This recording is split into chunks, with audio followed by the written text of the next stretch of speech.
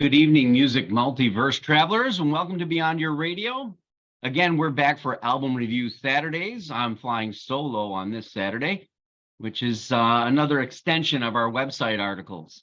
But before we start, if you're new to the channel, please subscribe so you don't miss out on the usual videos, which are Tuesdays and Thursdays, as well as Saturdays, along with special ones that we have throughout the week sometimes. Hit the like button if you're loving what we're doing here.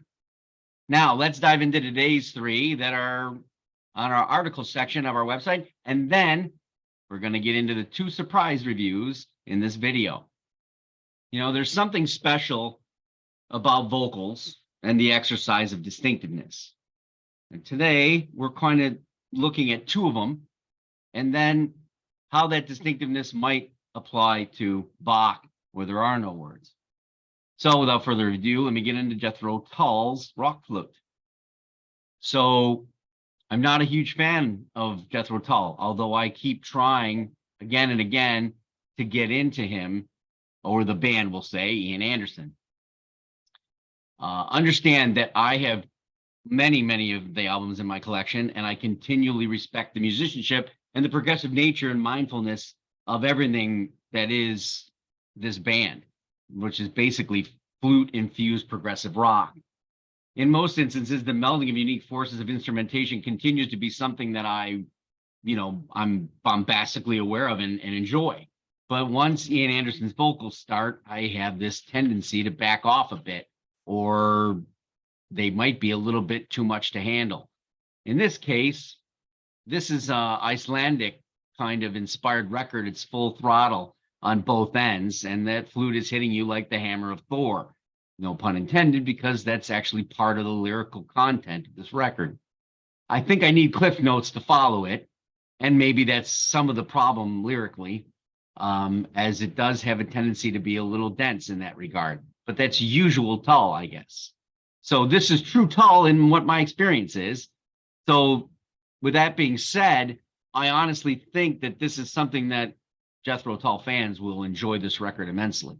The Nordic lyrics are abound, delivered as expected, and nothing you can immediately pick up on without, as I said, cliff notes. The usual folk progressive follows this record around like the Eye of Sauron, or the drunken hobbit bar fight that you might experience if you were sitting in this magical land that is being discussed, yet backgrounded by wonderful musicianship and, of course, that out-of-control flute. I enjoyed the record for the most part. The orchestration and the musicscape is worthy of the overall ear that is rock flute, if I'm even saying that. Obviously, the band is Ian Anderson, David Goodyear, if it's Goodyear, I don't know, John O'Hara, Scott Hammond, and Joe Parrish James. I'll spare you the titles because I'll probably mispronounce those as well. But in all, you're talking about a 50-minute ride in music, which is not too bad for Tull. Moving on to this second album that we chose, it's Esben and the Witch, Hold Sacred. The vocalist here, Rachel Davies, seems to be able to channel very dark, emotive, and soul-ripping tones in a range that does not use the bombasticisms that we just heard in rock flute, but more controlled and sparse, revealing truly realistic, haunting doom, which this band is usually noted for. However, there's no drum, there's no metal in this. Not that they were doom metal, but more doom sludge, in my opinion anyway. This is not like your usual Esben and the Witch recording. In fact, this album might be the dark possession of Sade.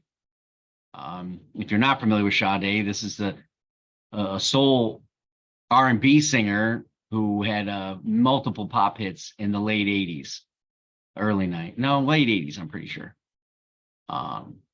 This is minimalism that's heavy to swallow. It's delivered precisely in a beauty that's somewhat terrifying and realistically loving. It's delivered on the edge of life, whether you're choosing to end it or by time's own demise. Wow, maybe I've overstepped there. I don't think so, but I have liked this band since they started. This might be their most harrowing accomplishment yet. However, be warned. This is very sparse. I don't recall any drum of any kind. There's just keyboard and guitar virtuosity in like an ambient setting, leaving us the raw duty and vocal of Davies amidst a dark room, a solitary candle burning uncertain. Rachel Davies is the vocal and bassist, Thomas Fisher is the guitarist, Daniel Koopman, who is usually the drummer, electronics and keyboard in this instance. Overall, it's a very good, dark, deep listen, but you better be prepared for it. Finally, let's talk about something that has no vocal at all. Let's talk about Thibault Cauvin. There are no vocals, obviously, right? Because this is Bach, but rich songwriting composition delivered by the master, Johann Sebastian Bach. I would say this is a guy who tames musicians, right? He is quintessentially the master of music, might be the most important musician of all time. Here, in this setting, a solo guitar interpretation from a very ridiculously talented Thibault Cauvin of France. We experience a master guitarist delivery in a similar restrictive range, right? A guitar has acoustically has very little, it doesn't have very little range, but very little range. As we were speaking of the two previous albums on a vocal instance. Here, the Le Petit Prince of the sixth string, or the Little Prince, dazzles our ears of what might be considered the extreme of Bach, what he chose. Now, I'm not classically trained musician, and I certainly don't have the breadth of knowledge to critique this, but I'll tell you this, all right? It's probably going to offend these wig-wearing, saucer tea-sipping individuals who think he's fucked with Bach, but that's not the case, okay? Classical music needs a renovation. It needs the Olafur Arnalds of the world and the Thibault Cauvins. The recording is sublime thanks to whatever cathedral or church they did this in, because there's no question that's what it's done. It's dramatic, it's clever, there's wonderful reverb going on, and it's just an intimate recording. Mr. Cauvin is not on your radar. He should be, okay? This is a wonderful rabbit hole you can go down with this virtuoso who's done all kinds of different things. This is doing Bach's toccata, and he's kind of using his own interpretation, I believe. But it's wonderful in all aspects. And by far, of the three records, probably the most easily accessible. And now, since we're doing these videos, let's really go in and give you something else, okay? So my first one today of the two, I don't know if you can see it behind me, but it is Def Leppard's Drastic Symphonies. I know what you're thinking. People who know me would tell you that Def Leppard is not one of my favorite rock bands of all time. However, I do respect them, and I do like a multiplicity of songs and albums. I have most of them. I will tell you this, though. This is an orchestral edition with all kinds of clever production, because I do not believe they did this in a room together with an orchestra. I think this was production made somehow by fantastically talented individuals in that realm. Although there is a lot of surprises on this record, there is one that's not a surprise to me, and that is the inclusion of M. Greiner of Canada in Pour Some Sugar on Me, which has supposedly deeply offended most people who have critiqued this record. Maybe they don't understand that M. Greiner covered this song on one of her earlier albums when she was just a very young musician, okay? She's really got a catalog all her own, and to be covered by her, Def Leppard must have felt extremely satisfied with.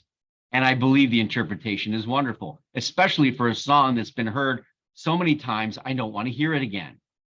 The rest of this record is ultimately really well done. I love the idea of the young vocal and the old vocal, and every piece of it is well conceived, and the flow of the record's very good too. this should really be something that the fans should never be scared to check out. This is really well done. And if they could do this live, I think their shows would be a bit more entertaining for those that have seen them over and over again, and might add a little bit more blister to it overall, because let's face it, orchestration of rock music does lead to a more vibrant approach to the songs and allows the musicians to really sit back and see what can really be done. Finally, I don't know what that is behind me. You don't know either. This is Mandy, Indiana's album. What is it called again? I've Seen a Way. That's right. I keep forgetting how it's said. I've Seen a Way. So remember that That's Your Band Name, where I was kind of poking fun at people and bands that were making their album names or their band names, out of countries. Well, in this instance, we could do tons of them that do about places and states or cities. I don't know anything about Mandy, Indiana, but I've driven in Indiana, and I'm sure to tell you that that doesn't look anything like Mandy, Indiana. Nowhere, no part of it. And this band, again, just like most of those that I talked about, is not from Mandy, Indiana. So I don't know what they've come to here in this I've Seen a Way from this picture. I mean, I've seen a way out. I've seen a way in. I'm not quite sure. Let me tell you what this record actually is. This record is basically, it's like taking an abrasive chance or an abrasive interpretation of dance or club music. Okay. When you hear this, it is supposed to distort. It is supposed to shock you. It is supposed to put you in the middle of a John Wick movie where you've entered the club and the music is just pulsating. The lights are pounding in your eyes, and more so in this case, infiltrating your ears. There is some sort of singing going on. However, the audibility of it seems to be a mishmash of English and some other draconian Japanese, from what I can ascertain on my listens. I think it's kind of cool. I could hear this playing from any type of club and getting everyone kind of intrigued and moving along to it like some death march dance that was being done in a Matrix film, although that was actually the most shitty part of the film, probably. Anyway, I digress. This record is for the ear shocker, and it kind of goes in any direction, but stays in the club, has that beat, drum, and percussive mishmash that you're kind of used to in the modern world, although I'm not privy to clubs these days. The album title, again, is I've Seen a Way, and it's the band Mandy, Indiana. Their songs are Love Theme, 4K VHS, which starts off.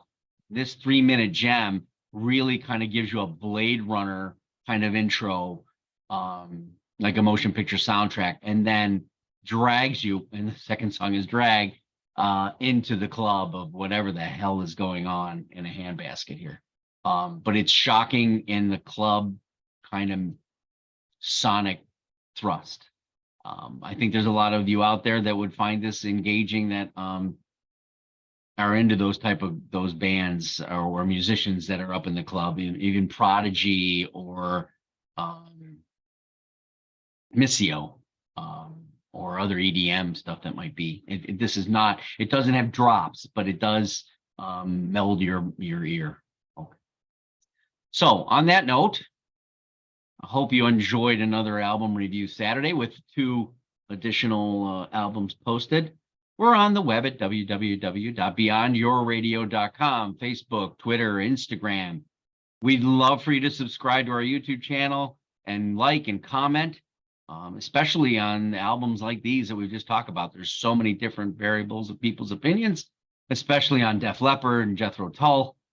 And but it's always nice to hear about other bands that are outside the music multiverse, like Manny, Indiana, and Thibault Cauvin, who has really become a very well-respected, well-known guitarist in the classical realm.